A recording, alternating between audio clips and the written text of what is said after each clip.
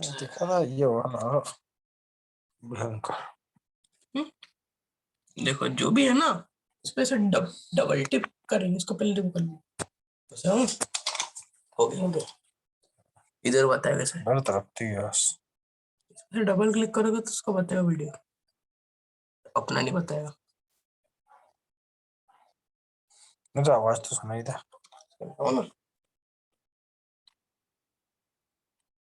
चालू तो करे 24 हुआ।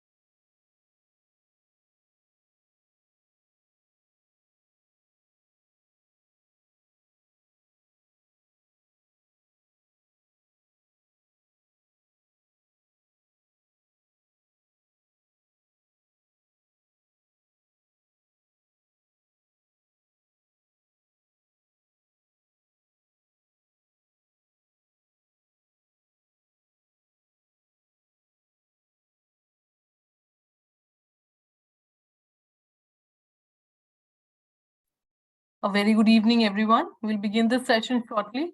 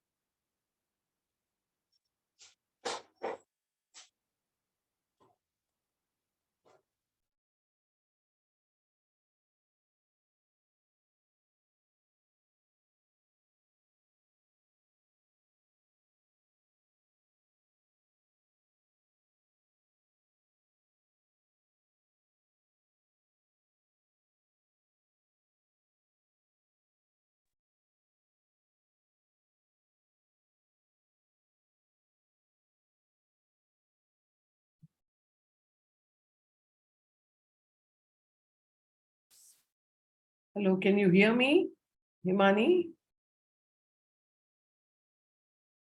Good evening, ma'am. Yes, we can hear you. Yes, ma'am, you're audible. All right, thank you.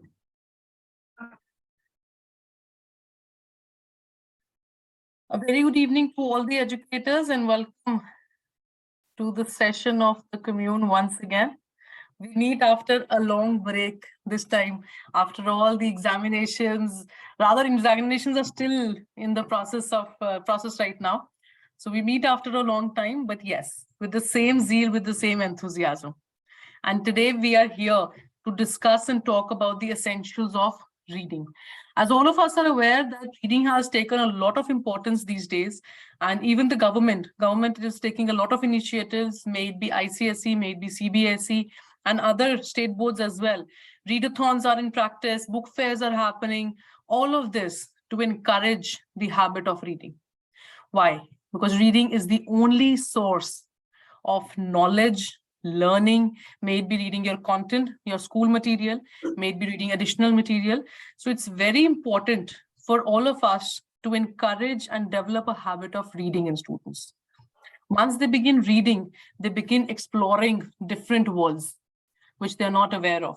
I cannot experience everything physically, but through a world of reading, I can get a variety of experiences.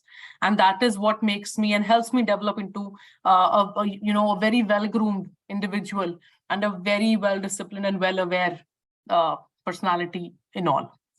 So with this, we have this very beautiful session designed with Ms. Sudha Ravi to talk about the essentials of reading and how you can encourage it. What is it? Why is it important? And how can we encourage it in students and develop this habit?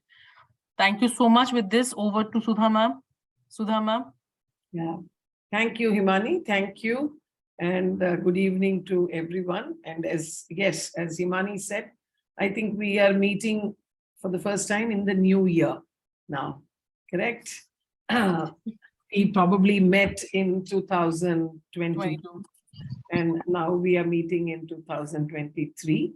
All right. So, yes, Himani put it really well that reading is essential. And you all know reading clubs, reading programs, everything is being done by CBSE.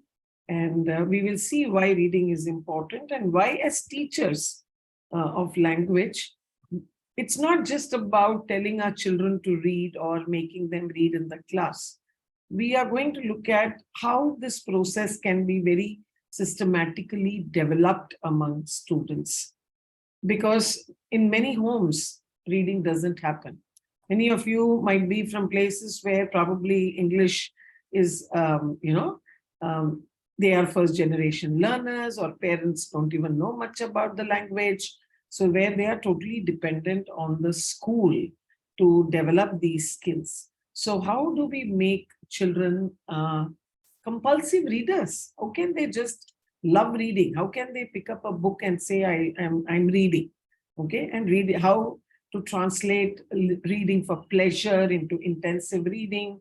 Is there a process? Are there steps? And is it good if we follow the steps? Does it help us? So that is what we are going to see. And I think like other skills, we did listening, we did speaking. Reading is also going to be covered in 2 sessions, if I'm not mistaken, with your permission, if I can say that, Himani. Absolutely.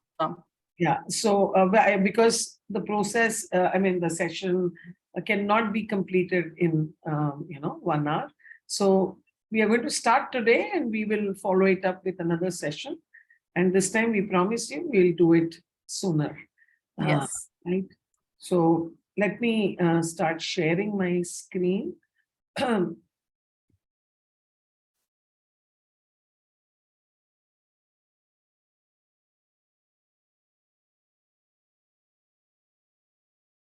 you all see my screen? Yes, ma'am. All right.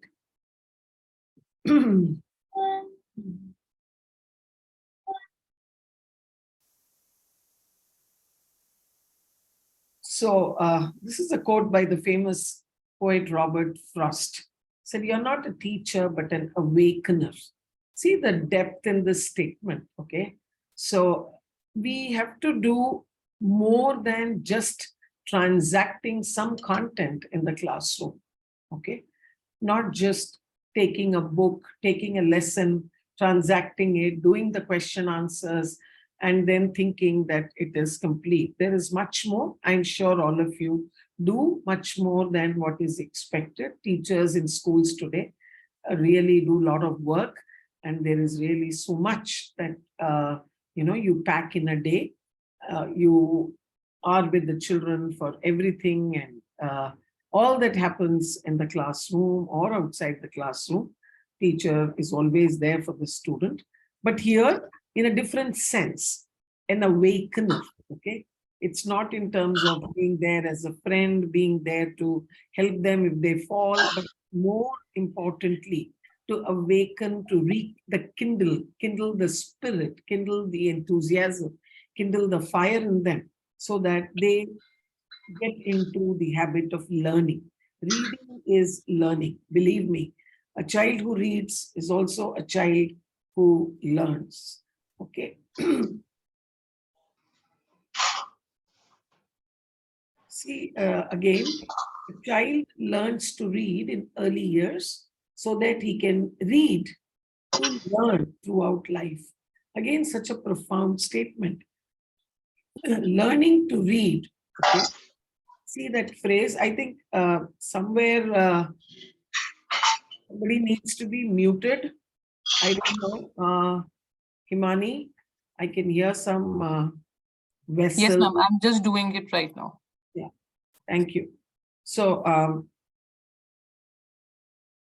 in early years, we need to teach them how to read so that later he can read and learn. Okay, he might pick up knowledge from multiple sources by reading something on the internet, by reading something in a book, by reading a paper, could be anywhere. Okay, so but to be a proficient reader, the second part of the statement talks about being a proficient reader.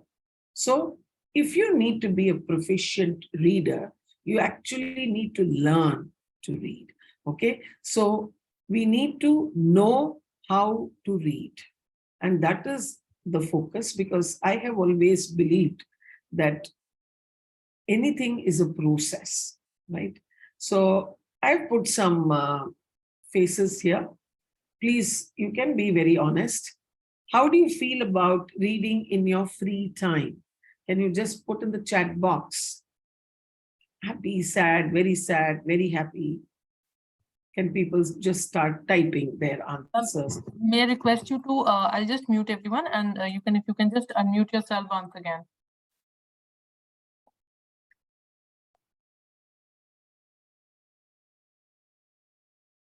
Yes, perfect. Okay. So Happy, a lot of happies in the wind. yeah, a lot of happy and a lot of very happy. Okay, that's good. Yes, we all need to be reading, and we all need to feel happy about it. Reading during free time. And how do you feel about reading for work? If people can type that, answer for the second question. Ma'am, I think it doesn't fall under any category. Okay, all right. Very difficult, I guess. Anyway, I put An obligation. yeah, I just put these two questions just to as a warm up and to gear us all up and get us into that space where we start thinking about reading. Okay, so we are going to here understand what is reading fluency. You all must have heard about speaking fluency, but what is reading fluency? Accuracy, rate, and prosody. And what is cold reading? Okay, these are some of the terms that we will demystify, or we'll try to understand during this session. Okay, so what happens when we read? Why do we read? Yes, start typing, please. Why do we read?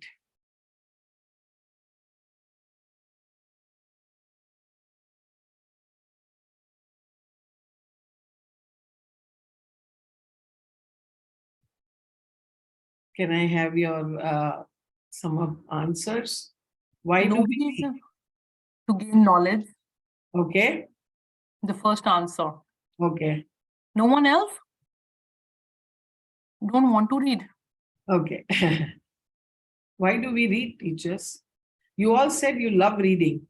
That's why I asked that question before. To get knowledge and for entertainment, to understand, for improving knowledge, Okay, okay, know about new things. okay. Then when do we read? Do we read when there is a compulsion? Do we read whenever we have time? I think this question was asked previously also. Leisure, reading for leisure and reading for work, Almost at night. almost at night. Okay, fine. Right. Is reading an important skill to develop? I'm sure the answer, no prizes for guessing. I think everybody would say it is a yes. It's a yes. Mhm. So we know all this, right? We know why we are reading, we know when we read, and we know that it is an important skill to develop. Now, we are all adults, right? So over the years, somehow we have developed these skills. And probably that is what took us towards being language experts, becoming language teachers, rather than choosing some other subject to read.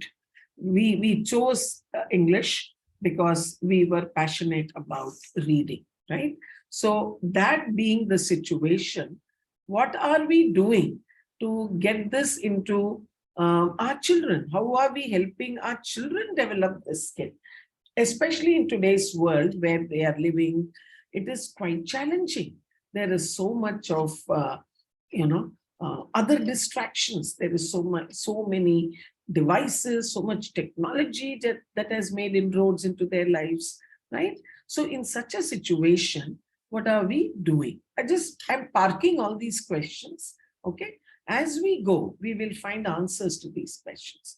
Okay, when we say different types of reading, we are talking of intensive reading, that is reading for meaning, reading for understanding instructions, decoding complex language in textbooks, and read complex instructions, right? So reading the question paper, reading the textbook, then answering the questions, understanding the questions first, and then trying to get the right answer for those questions, etc., right?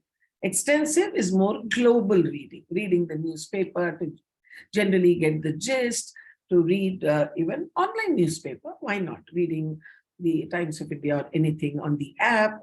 Okay, global knowledge and ability to converse. It gives you topics when you are in a party, when you are outside meeting friends, in a family gathering. All the time you can't, conversation starters, they are called. So, and people who are good at conversations are people who have a lot of topics on hand, who can discuss from politics to saris to travel to a new place they went to. They can talk about multiple things. Okay, so extensive reading gives you that ability, that confidence to be able to speak about multiple subjects. Okay, so then reading for pleasure, that is, in bed, before going to bed, reading Chitra Banerjee, Divakurni, she is a sensation.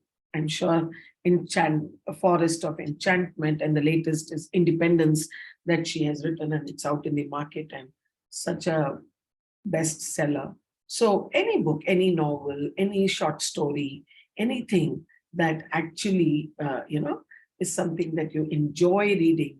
So inadvertently, you also pick up vocabulary, you pick up structures as you read.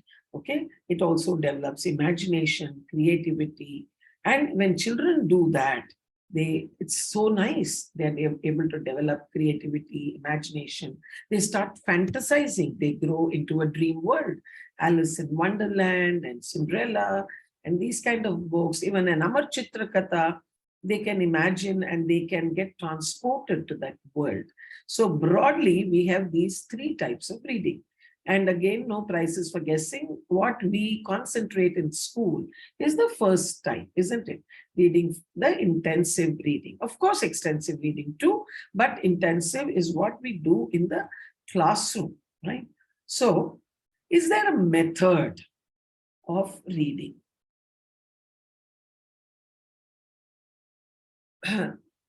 Any answers if I can have before I start speaking? Anybody can tell me if they know what they do in the class. If you can very briefly put in the chat box, please. What is the method? How do you teach reading in the classroom? What do you do?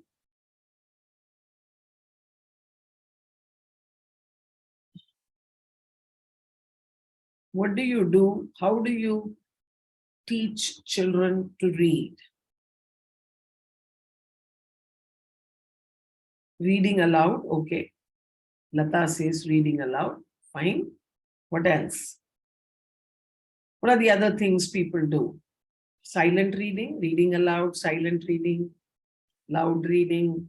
Ashlesha also says loud reading. All right.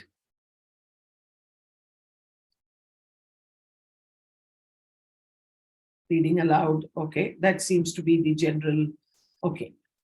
Then how to be a competent reader, right? Is there a method achieving our reading goal? Let us see. So I'm just putting all these questions so that we know what we are doing and where we are going, okay? So you see some text on the screen, right? And after a set of letters, there are punctuation marks, okay? Practice reading these with the correct punctuation in place. Can you just take 30 seconds and practice it to yourself before I read?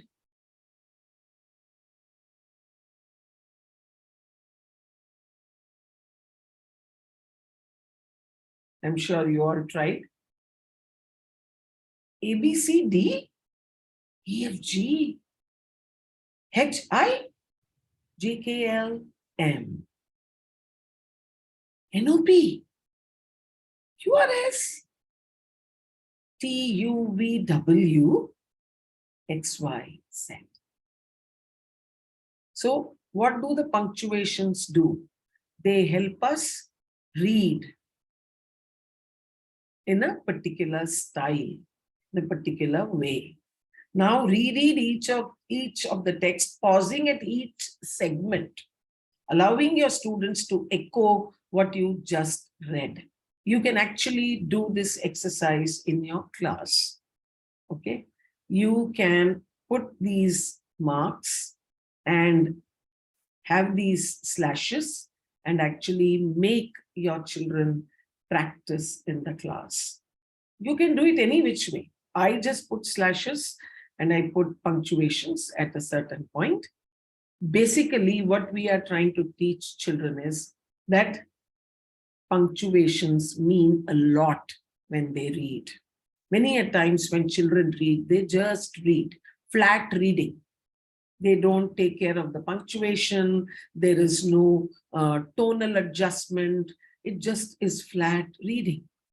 Flat reading will not allow them to comprehend the text. You will see as we go along, okay? So something like this with all the children, whether you are in primary, whether you are in middle school, you can just put these things on the board. If you have a smart board, you can put it on that smart board. If you have a blackboard, you can put it there. So whichever way, whatever suits you, you can do it that way. But this is the first exercise to help them recognize that they need to read according to the punctuation mark. When there is a question, it has to be, intonation is falling tone. When it is a statement, it is a rising tone. When there is a when there is an exclamation mark, EFG, it should show in your eyes and it should come out that way. So that is what will help students understand that reading is not just simply identifying those words and just reading. Many a times when people read, you can't follow. You know the reason why? Because they are not pausing at the right place. The pauses are not happening at the right place. And that is the reason we don't understand. Suppose whatever is on the slide itself, read it each of the text, passing at each segment, allowing your students to echo what you just read. That's one way of reading. Reread each of the text, pausing at each segment, allowing your students to echo what you just read. So how to read when there is a comma? So this is called, when you have a text, you make it into tonal groups. Automatically, your mind does it.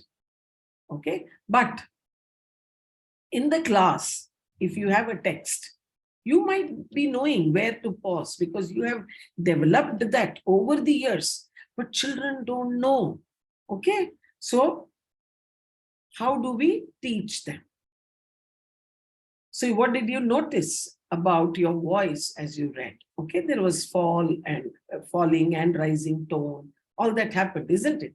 How does it sound when a question mark follows a series of letters? How does it sound when an exclamation point follows a series of letters? How does it sound when a period follows a series of letters? What happened when you encountered a comma? So I had deliberately put this to make all of us understand that all these punctuation marks do have a meaning. They are there for a purpose. How did it sound when a question mark follows a series of letters? So by the way I read it, I'm asking you a question, right? So how does that happen? Now, how to make children understand this? How to ensure that when there is a text and when you are asking them to read aloud, they learn to do that. Okay, so is your reading aloud what is required, or is there anything more that we need to do? Is what we are going to see as we proceed. So very, very important, teachers, to make children aware. Awareness, awakening is the first step. Please understand. Don't go into the class thinking that they already know. Let not a teacher think they already know. There's no harm in your doing it again, even if you think they would have done it in the previous class. Now is the time. A month down the line, they're all going to have their final exams and new students are going to come into the classes. If you're teaching class 3, you're going to get the class 2 students. Don't assume that the class 2 teacher would have done. Just do it. You do it. Take a little time, take 1 or 2 periods to do things, to set the ball rolling, to set the ground so that the foundation is laid and the foundation is strong. Okay, so whichever class you're teaching, just do it. Do it so that from your side, you have set the ball rolling. You are taking the right steps to do the right thing so that your students become competent. If in an institution, all the English teachers start doing this right from class 1 and 2, then over the next 2 to 3 years, you will find by the time they go to the next class, they are already aware of the process. So you don't have to repeat it, but you need to do for at least 1 year so that across board, all your students are kind of aware, awakened, and know how to read. The implications of reading are too many, okay? If they don't understand what they read, it can have disastrous impact. When they don't understand what they read, they develop they lose interest. They become disinterested in the subject. Now, you see a set of you see one sentence, but in each sentence, the underlined word is different, right? Jyoti said she didn't steal Jay's lunch. Jyoti said she didn't steal Jay's lunch. Jyoti said she didn't steal Jay's lunch. Jyoti said she didn't steal Jay's lunch. So you see how I am changing the stress in each of these sentences. Now, let us look at how the meaning changes when we change the stress.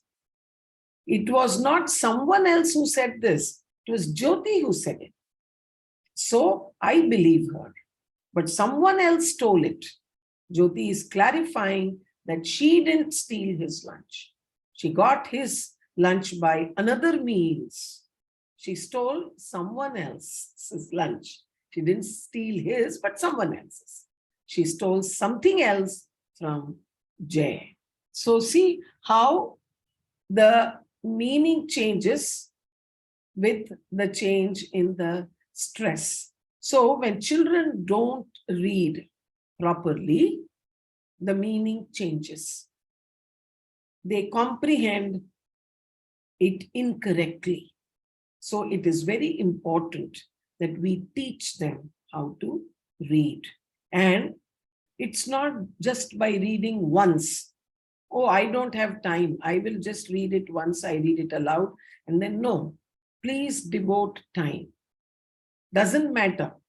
Till class 8, if you are not able to cover all the lessons, it's okay. But initially, take time and do at least the first 2 units in the right manner. Take more time.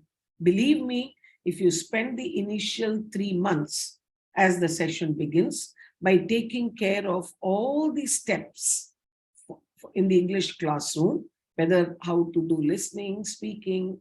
Some of you who have been attending all my sessions, I have done listening and speaking, and everywhere I have stressed on the process of developing that skill. Okay, language is a skill, isn't it? We all know that. And a skill develops with practice. Listening, speaking, reading, and writing are sub-skills of the language, right? So if we have to be a competent reader, we have to practice reading. If you want to be a competent tailor, you have to practice. If you want to be a chef, a master chef, that too, then you have to practice. It doesn't happen overnight. So the language comes with practice. If you think that by doing it once or just by reading aloud once in the classroom, your children will know how to read, it's a little difficult. I think you are asking too much from the students. We are expecting too much from them. Okay. Now, this is a poem, Your Old Father William, okay, by Lewis Carroll. I'm going to read it, all right? Just pay attention. Your old Father William, the young man said, and your hair has become very white, and yet you incessantly stand on your head. Do you think at your age it is right? In my youth, Father William replied to his son, I feared it might injure the brain. But now that I'm perfectly sure I have none, why? I do it again and again. You're old, said the youth, as I mentioned before, and have grown most uncommonly fat. Yet you turned a back somersault in at the door. Pray, what is the reason of that? Now see what I have done. I have put these slashes, single slashes and double slashes. Okay. Not only there is a comma, but I have put slashes. The slashes will help us read it with the right pause. So when you go into your classroom Rather, before you go into the classroom, whatever text you are going to read, you put either a single or a double slash and take it to the class and then read. Okay? But we need to do something before actually we read aloud, which I will tell you. So this is one method. It's called phrasing the poem. Okay? You put slashes and you cut it at the right place. All right? So any text, poems, at least this poem it has commas, it has got, inverted commas, but there might be a text where there would be commas, there would be full stop, but still there you need to pause in between when it's a prose text. Okay, when it's a prose text, it is important you put these slashes and make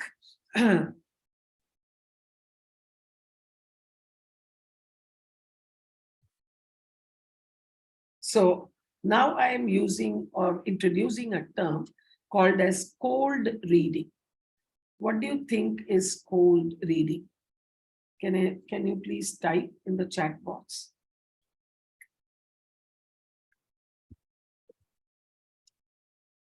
Anything that comes to your mind the moment you think about or listen the word cold reading. Doesn't have to be the right answer. Yeah, please. Whatever comes to your mind. Cold reading. First reading, just read. Without, I think reading without an emotional connect or Reading without intonation and understanding. Okay. Just read, first reading. reading without punctuation or expression.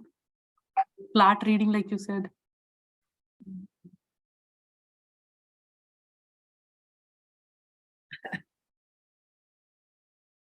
Okay. Without prior knowledge. Okay, just reading without preparation. Yes, in a way, cold reading is when you ask the children to open a particular page of the text that you are planning to do that day and ask them to read. When they read a particular text for the first time, okay? They don't know how to read it, but you ask them to read. That is cold reading. That's why the term cold reading, okay? When you say open page number 50 of the textbook, okay? And you say, okay, get up, Anjali, read the first paragraph, and then you start. Okay, you ask children to read. They have no prior knowledge. They don't know what they are reading, but you ask them to read. That is cold reading. Okay, so even before reading aloud, this is what we are supposed to do. You can do a warm-up activity and then you can start with the cold reading.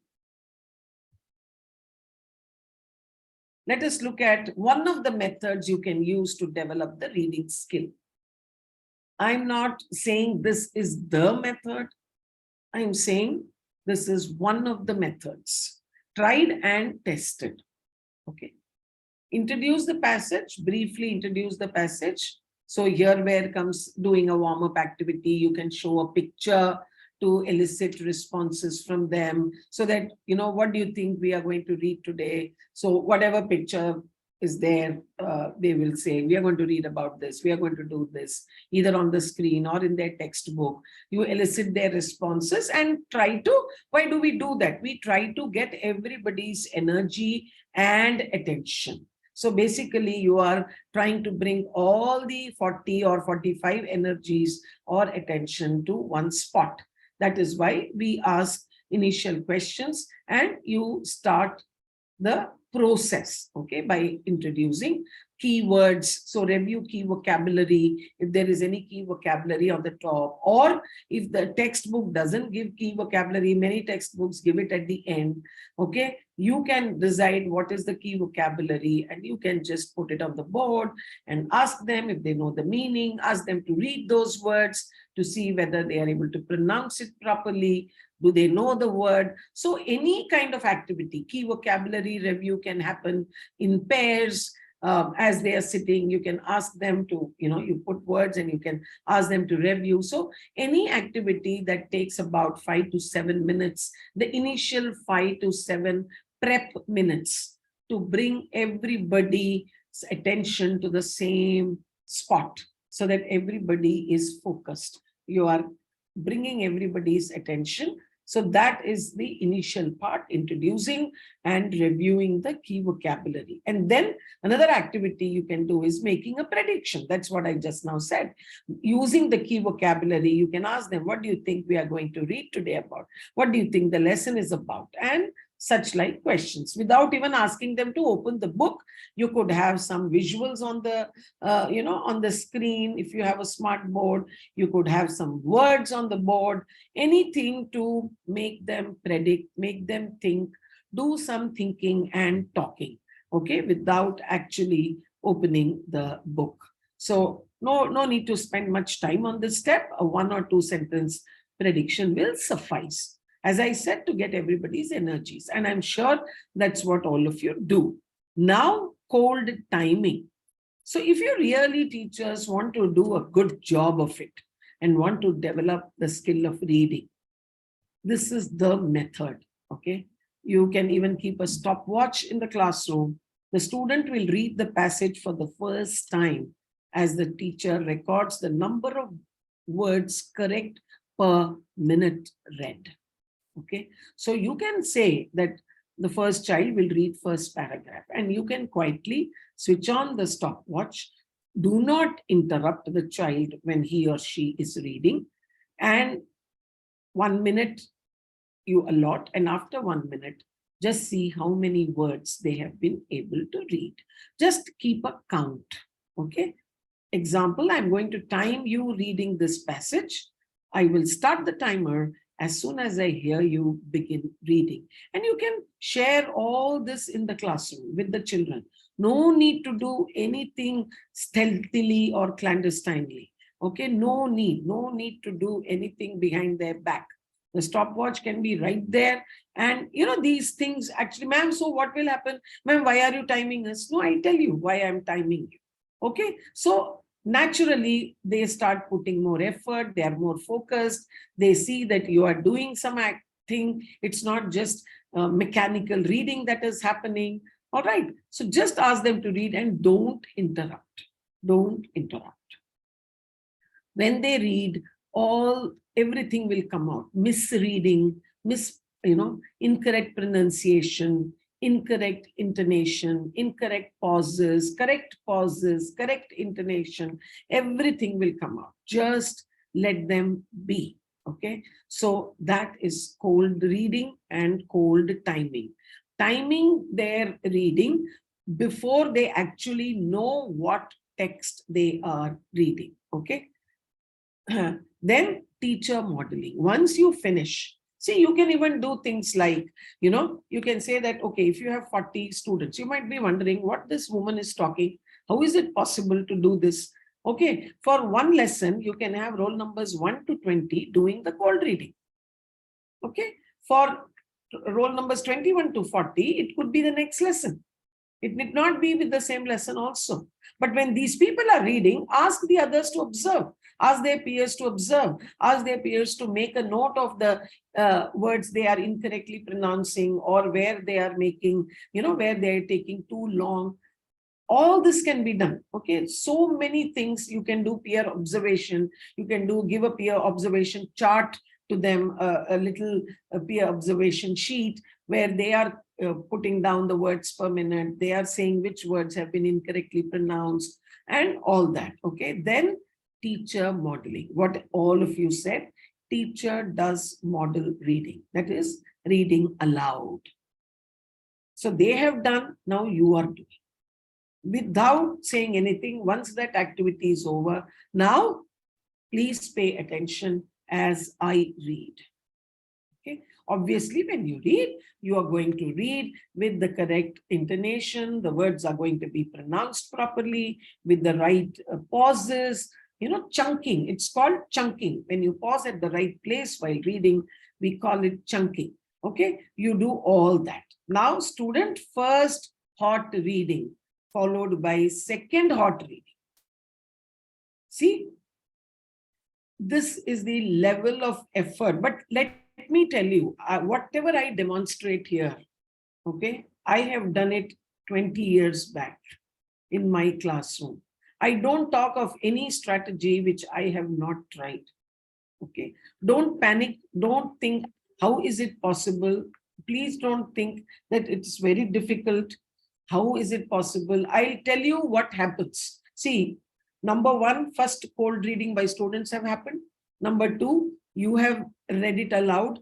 Now they will do first hot reading. So they are picking up. You will find their speed is improving. If in the first instance, in 1 minute, they could only read 20 words, let us say, when they do first hot reading, slowly it might improve to 22 words per minute or 23 words per minute. Their pronunciation will improve. Their intonation will improve. Again, make them do a second hot reading. Okay. Now, when you come to the questions for comprehension, you don't have to stand there and read each line and explain, which is something that teachers keep doing. There is no need to read the text and explain it word by word. As a teacher, before entering the class, you know what are those aspects in that lesson which need their attention, which are difficult phrases, difficult vocabulary. Okay? You know in that lesson where all it is occurring. But repeated reading has somewhere struck a chord with them. And they have at least global comprehension has happened. They would have understood the text. So before going to questions for comprehension, if you want to satisfy yourself, page-wise, you can say, okay, first page, look at this first paragraph, look at this phrase. Who is going to tell me the meaning? You don't give them the meaning. Ask them, who is going to give me the meaning? Can you guess the meaning of this word? We have read this text 3 times. Can you tell me what it means? Can you guess? It's okay. You can. It's not about being correct. Just guess. So what are you doing? Inadvertently pushing them to think. We are constantly talking of thinking skills, thinking skills, thinking skills. You have to integrate that thinking into the classroom teaching.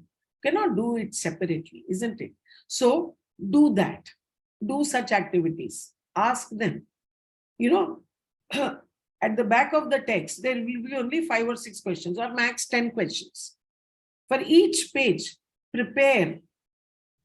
I used to, for each page of the text, whatever lesson I'm teaching, even in class 12, I've taught lessons like, there used to be a book called Guided Reading. I've taught something called as Captain Patch and Hiroshima and all these lessons. I would have, no exaggeration, I would convert every lesson into minimum of 50 questions. For each page, 10 to 12 questions. Right from simple questions of what, when, where, to why not, how can we not, how could have, suppositions. How could have this character done otherwise? If he had not done this, how else could he have done this? What do you think? What would you have done if you were in this place? So they will understand the lesson. Concentrate on all this rather than standing and wasting your energy explaining the lesson. This whole thing of I have to explain, only then they will understand. In spite of your explaining, they don't understand. Why? because they are not invested. They are not interested and invested. They have not invested their energies. They are not interested because they are not doing anything. In this whole process, they are doing everything. They are reading. They are reading again. You are asking them to think. You are asking them to answer. You are asking them to give meaning. So the class is active. They know that you will be asking them questions. They know that they have to answer. They know you are not going to supply them with ready-made material, ready-made answers. Okay. So after all this happens, you can do questions, you can take up grammar items in the lesson, all that you can do. Okay. So I have just put this here, but the moment you see a title, purr or roar, okay, already you know what it is about, isn't it? The moment a title comes, you know what it is about. Then you review the key vocabulary before starting to read. This is the method to follow with your students. See, if you see these two pictures, I've just put visuals, okay? There's a cat and there is a cheetah. Guess what the passage is about? I'm sure you all can, okay? Either it is about speed or it is about two animals which belong to the same family, all right? They both are felines, they both are, they come from the same family, the cat and the cheetah. So the lesson is something about the feline family. That much we know. So you can put such like pictures and, kindle their thought process, ask them, what do you think it is about? What do you think we will read in this lesson? Any guesses? Okay, put it down in your notebook. Okay, let us see. Once we start, let us see what it is about, right? So that is what we need to do as we actually make them do reading in the classroom. Let's look at some of the definitions, okay? The traditional definition of reading fluency is the ability to accurately read text at an appropriate rate and with prosody. This definition emphasizes three main components: accuracy, rate, and prosody. So accuracy, I'm sure you all know. Rate, you know. What do you think is prosody? Before I tell you, what do you think?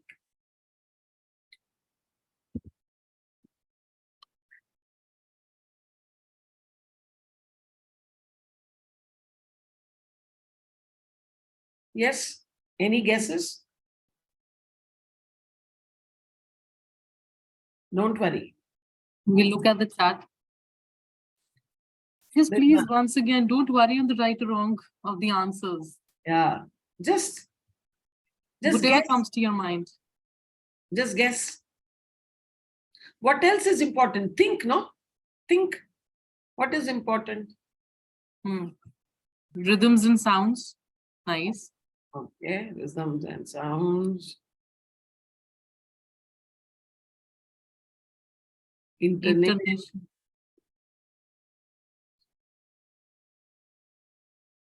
Voice and intonation. Okay.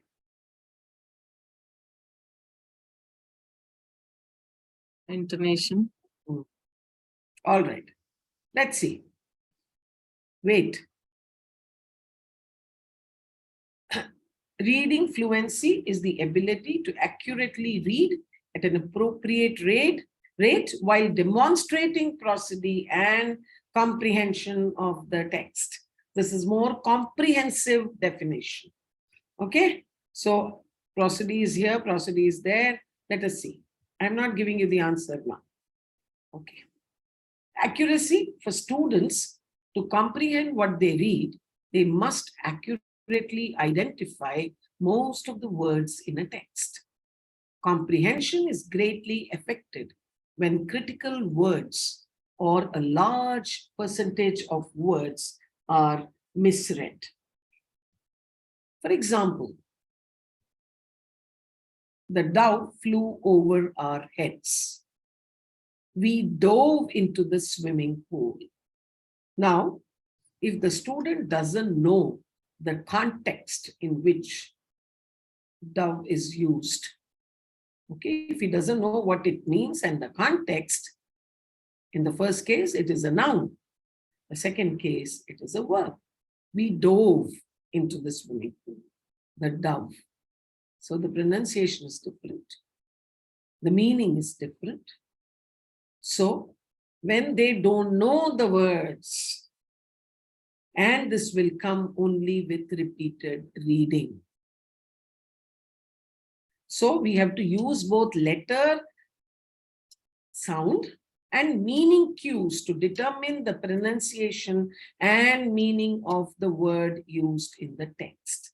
See, we know all this. You might say, I know all this, ma'am. Why are you, doing all this? And, we are probably wasting 1 hour of our Saturday evening time. The point I'm trying to make through all this is, you all know all of this, but our students don't know. So are we taking the requisite steps? They don't have to know what is prosody. They don't have to know accuracy. They don't have to know these terms. I'm using them because people who are sitting here in this webinar are all English teachers. Okay. So we need to know. We need to be aware. We need to know. And we need to understand that we have to do activities in the classroom. We have to take up reading in such a way that all these features, all these finer nuances of reading are developed among our students so that they develop a love for reading. Imagine they're reading and they don't understand. It's a very painful feeling. And when they don't understand, why will they read it? And they have never read. So repeatedly making them read will lead to developing. See, they're children, right? They are much faster in learning as against we adults. In our cases, it takes time because habits have got fossilized. We are used to a certain way. We have other things. So time is premium for us. We feel, let me finish and go. But for students, it's not like that. Especially in primary classes, their brains are like sponge. They will just absorb. And once you set a method in the classroom, then it is set in stone and you will see how fast your children start picking up the meaning, right? Rate includes 2 factors, automaticity and speed. Automaticity is quick and effortless word identification in or out of context. Automaticity is important because readers have limited attention. If readers are struggling with word identification, their capacity to comprehend the text is greatly hindered. Speed also relates to comprehension. It is common for students who read slowly to fail to complete their work, lose interest in school, and rarely read for pleasure. Okay, rate includes 2 factors, automaticity and speed.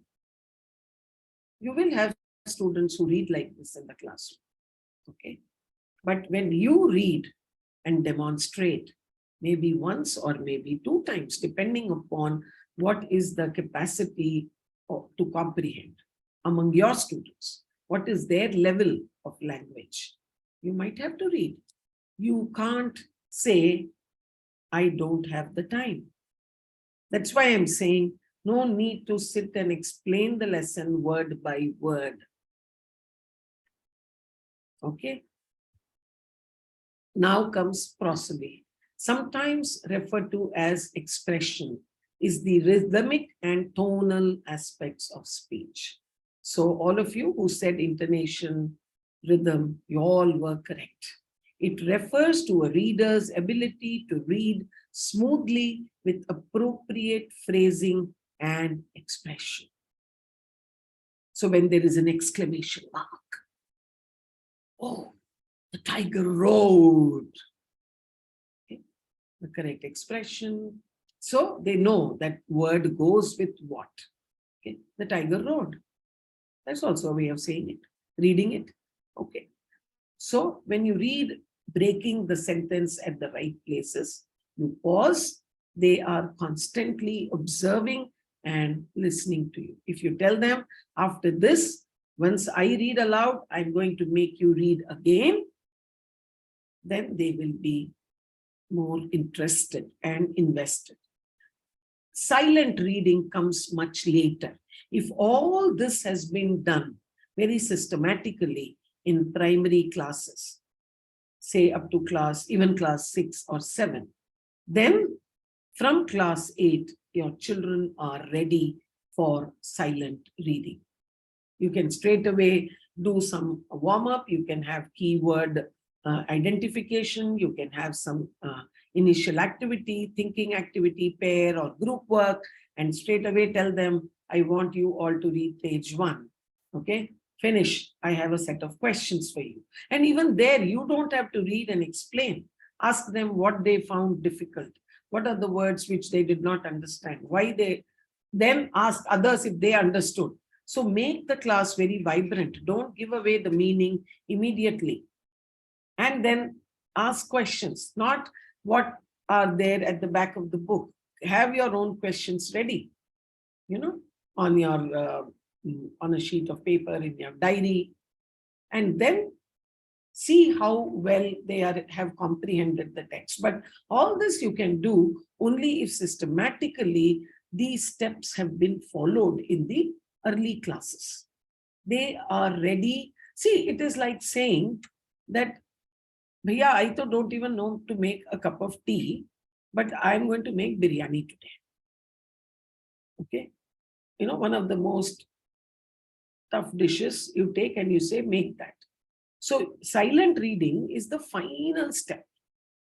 If they have to reach there, then something has to be done before they reach there. Very, very important. So as I said, whichever class you are teaching or whichever class you are likely to teach in the new session, at least in the initial days, take time to practice this at least for a month or 2. Make this a habit. You say that this is how I'm going to be teaching my lesson. And believe me, if you start this in the month of April, by the end of 6 months, by the end of November, your children would be at a much better place. Their ability to read would have gone up. They would have developed interest because now they comprehend. You have done you have taken care of all the aspects that will help them comprehend the text. Okay. Reading with prosody can be especially challenging because prosodic features are not always graphically represented in the text. The reader must use the meaning of the text to identify it. This is what I said right in the beginning. When you don't pause at the right place, the meaning can change. That is why I said you can even do the phrasing thing, as a preparation to before you get into the class. You can convert a text using a pencil. You can put pauses because the meaning will change. Believe me, reading with prosody can be especially challenging because prosodic features are not always graphically represented in the text. The reader must use the meaning of the text to identify them. No break, nothing. Okay, reading like this, what is it that anybody will understand? Nothing. So when you do loud reading, that's why I use the term model reading. You are modeling the right method to read. Okay. Comprehension, does the student understand what he or she just read? Could he or she provide a summary of the text? Another very good way of checking if they have understood the text is by asking them the summary. Can you give me the summary? Work in groups. Take 5 minutes and put the summary of the lesson together. Identify the topic sentence. Teach them the concept of topic sentence. Today, if you look at the board paper this year, the class 10 paper, the most challenging part of that paper has been the reading section. Okay. Children have found it very tough.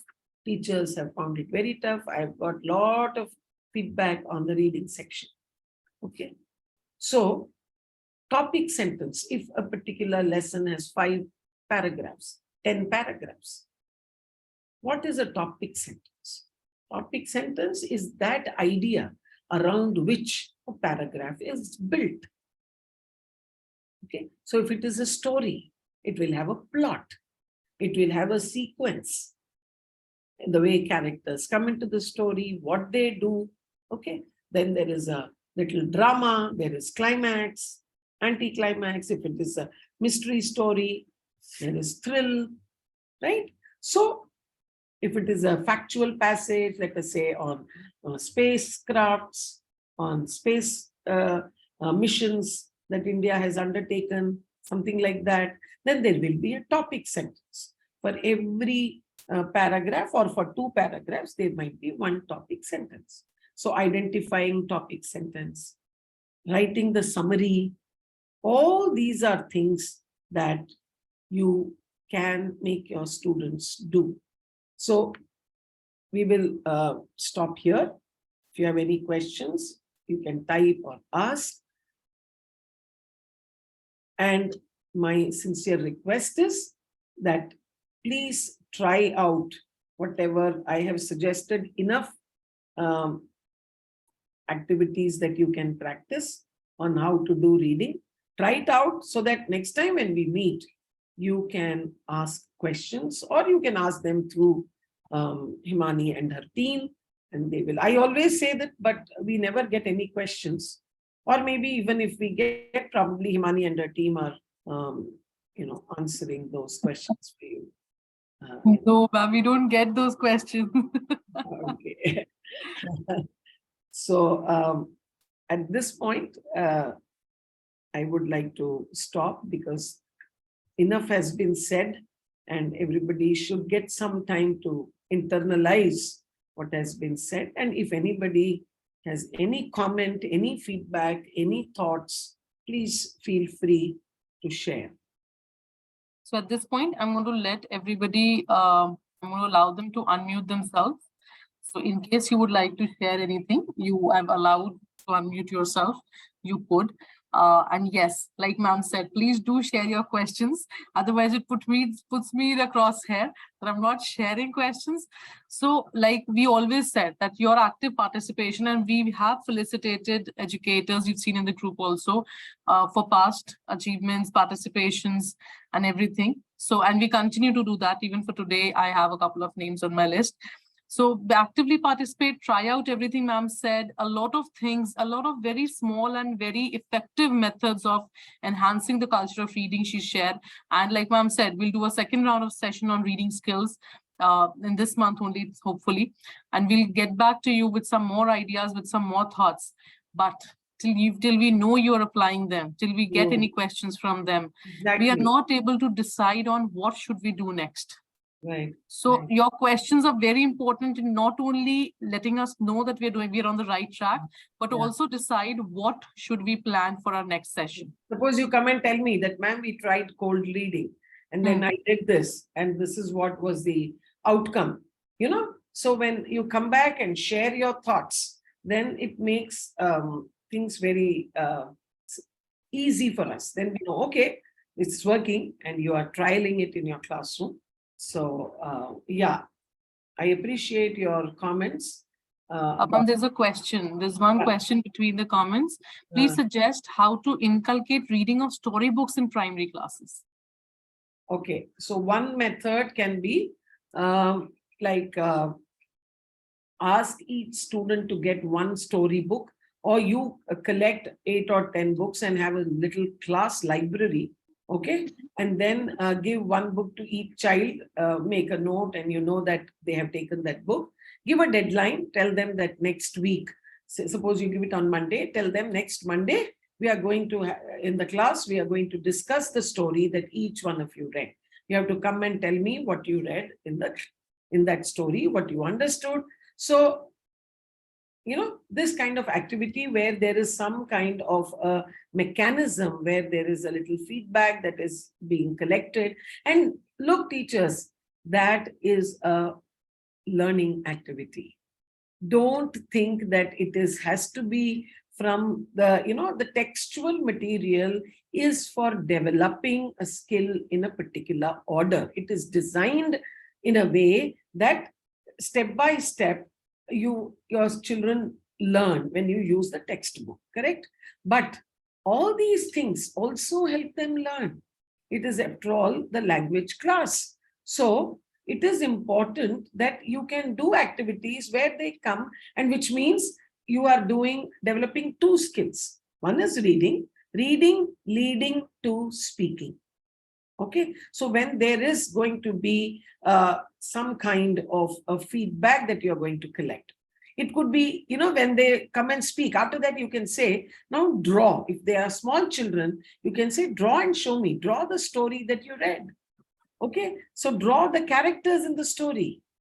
Well, who all were there in the story? Well, okay, there was a cat. Or you just take one story if you want to see how children are responding. You don't want to have different stories. Take a story, get it photocopied, give it to all the kids. It could be a story from the textbook itself. So this way the story also gets done, the text also gets done. Give it to them. Make that effort of getting photocopies. I'm sure the school will help you do that.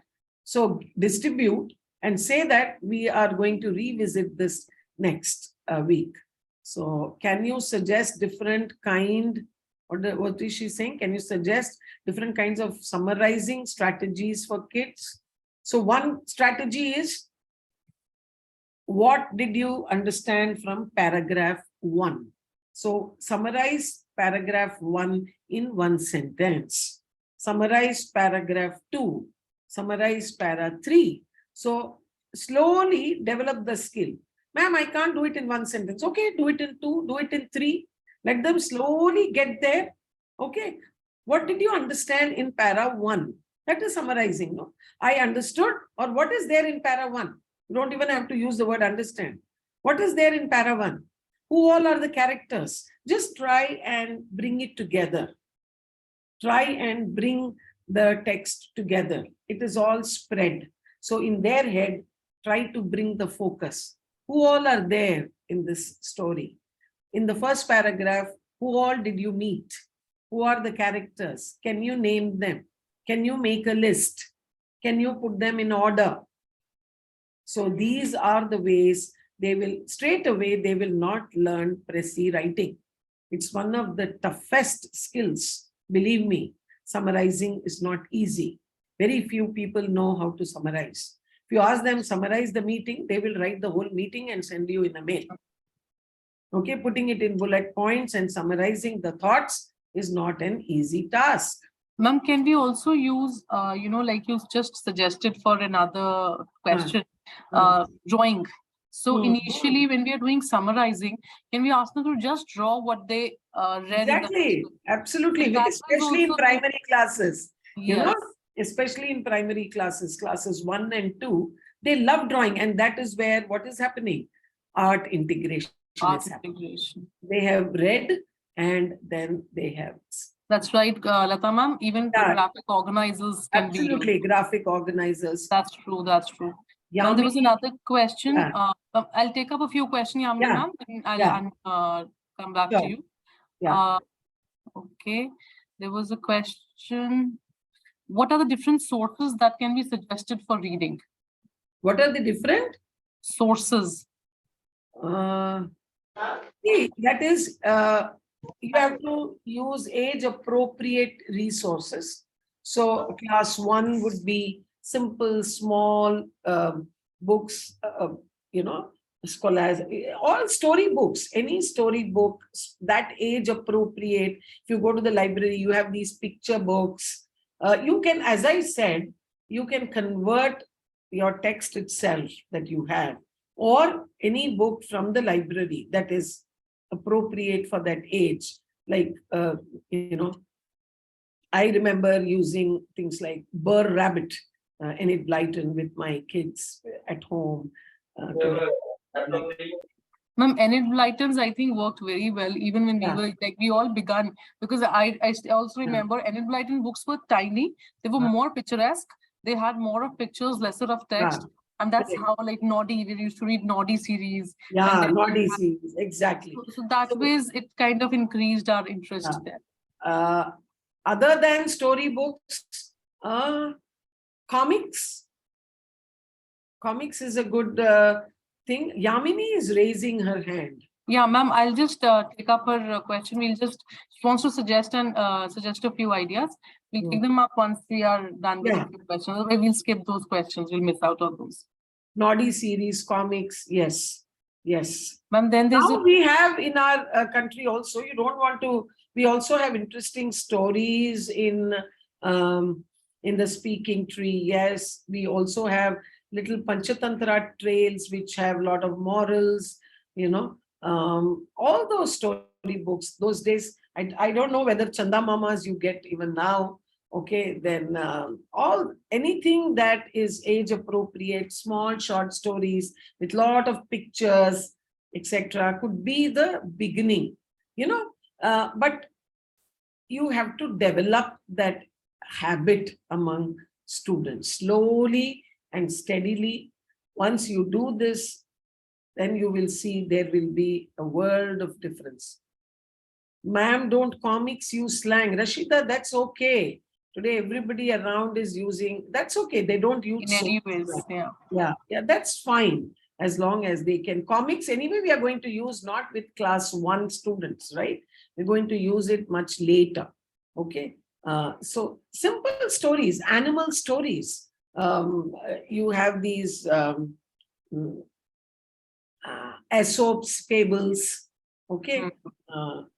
And then the Panchtantra and Aesop's, I think, you have classes 1, 2, and 3. I remember those days, even short stories from Russia. We used to have that book in our library. Okay, every country, African short stories, age appropriate, Tenali Rama. Exactly. I mean, there is multiple things. Yeah. Ma'am, there's another question from Lata ma'am. She says, how can we help students focus on prosody? Any tricks and tips? No, there are no tricks. There are no tips. Do it, they will learn. You demonstrate first. How will, this question, how can we even ask, right? In the sense that how can, as a teacher, I expect my students to know the prosodic features unless and until I demonstrate in the classroom. Okay. Smriti ma'am's asked about poetry. Smriti ma'am, probably will take a session on poetry. I think that will make more sense. Yeah. Poetry is a separate thing.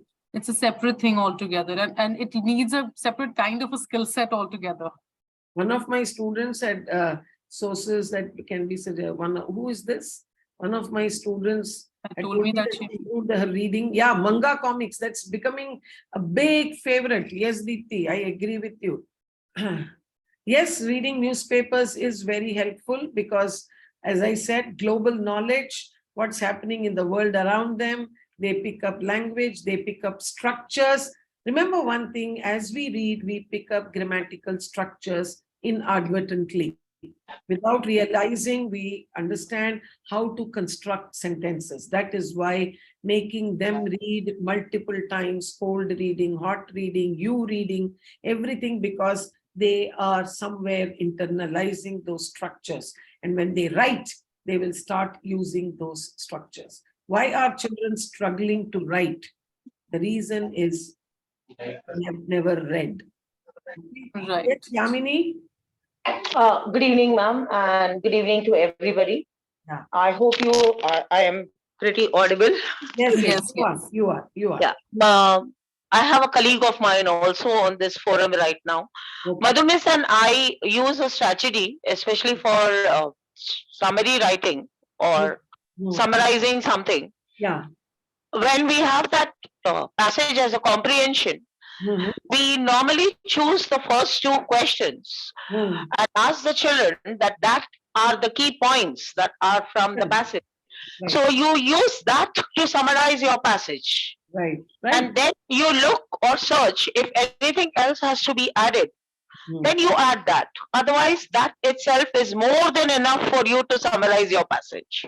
Perfect. Yes. Yes. Yeah, I mean, good strategy. Good. Yeah, Madhu Miss and I mean Madhu Tukral, she's there on the forum right now also. All right. She and I picked this strategy up from another workshop. All right. All right. Okay, Good. so I just thought I might as well share Yeah, since yeah. somebody asked about it. Good to share. That's Good to helpful. Thank you so much. Thank And you. I'm sorry I missed the initial part of this. I know, I saw you joined in late today. Anyway, Yeah, we'll- today Monday is SSC exams and we had a DD lecture, so I couldn't just join in at that point of time. All So right. I will wait for the recorded session now. no problem. We look forward to it. Thank you, Mom. Thank you so much. Okay, Ma'am. Himani, can we? Ma'am, Deepti ma'am wants to add something. Yes, Deepti ma'am. Yeah, good evening, ma'am. Good So, evening. yeah, this is, I'll take the reference of the listening skills also. Mhm. So, activity which I'm now taking, in my class after this session, after your session, ma'am, it's like I have reduced the number of instructions so Mm. that they can develop their listening skills and they will listen to me and follow it. Mhm. So, I teach the junior college students and they are no less than the school going kids. They have Is so helping? much. Is Yeah, it- ma'am. It's helping. Yes. So what has been happening, I just observed that when I reach the class, they know that ma'am is going to tell us only few things and we have to listen. Mhm. So I just numbered them, ma'am. First one is pay attention to the attendance that session. Second one, like I ask them to open their notebooks because I make them write whatever we do in the class. And the third one is like I write the topic on the board and I just point towards the what is written on the board. So I just show them the fingers. So that thing has, like I have made it precise for them. So this has helped me a lot, ma'am. Thank you, Deepti. Thank you so much. Yeah, thank you so much, ma'am. So my Deepti second ma'am, thing, yes. yeah. Deep So, ma'am, please continue. yes, so sorry. So related to reading, ma'am, I just want to ask you Mhm. one question. We we want us to read. We want them to read and understand things. Now, when it comes to reading the instruction before they are answering the question paper, for example, in board, before they go for a board exam, we give them lot of instructions to read, and we know that they don't read it. We are very sure about it. Correct. Students go to the exam hall, they open the page, they open the question paper, and they start writing. So, ma'am, what a solution I found in this is like, if I break up those, instructions, reading instructions into parts, and we have at least 9 to 10 month students with us. So, if we break up this and let them understand, like in a Correct. month time, and let them revise it. So by Right. the end of the year, Correct. they will read it in once. Like, oh, Right. these are the instruction we had read in the entire year. Yeah, exactly. So- Exactly. That is what, no? See, something which students get exposed for the first time is a shock to them. Okay. Exactly. So they have to be trained to Hmm. follow instructions. So in the class test, suppose you devise instructions. You know in the board what kind of instructions they will be face to face with. So can you slowly start using 2-3 instructions from those in the regular classes, okay, for a test also, so that slowly they get used to, and when they actually are sitting in the board examination, nothing is new to them.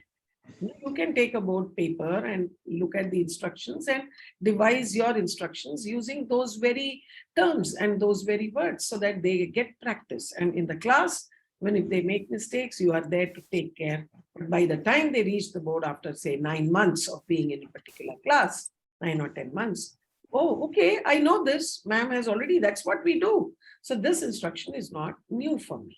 Absolutely, Dipti, you're right. Yeah. So with that, I think good, you, ma'am. good interaction and good to know that some of Thank you things so are being practiced. Thank you so much, Sudha ma'am. Feel free to post the questions to Himani and team, and we can definitely take up.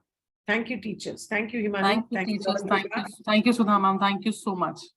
Bye. Looking forward to see you again soon. Bye. Take care. Bye. Thank you, ma'am. Bye. Thank you, teachers. And so far, I've been getting responses only from Deepti ma'am on how she's been using different things taught in the session. I would request everybody else also to share on the WhatsApp group. If you're using any technique you've learned and you've understood in the sessions and you've tried them out in your classes, please share, even if it is just a short narrative. You can send me, if you don't want to send it on the group, you can send me individually also. And it will give us immense pleasure, and we'll surely honor your tryout in the class, and we'll make sure that you are recognized for the efforts, but it will give us a lot of motivation as well. You can share with me on my personal number, that's also there in the WhatsApp group. You can send it in the group itself, whatever you're trying. And yes, of course, for any questions, any doubts, any queries, please send us a WhatsApp message or an email or anything. At this point, okay, so somebody's already shared, I think Amantika's already shared the feedback link in the chat box. We'll share the link in the feedback in the WhatsApp group as well. So please fill in the feedback form, and we'll see you next time. We have scheduled the grammar session for the 11th. So I'll be circulating it in the group itself, but just an FYI. So we'll see you again next Saturday. Thank you so much.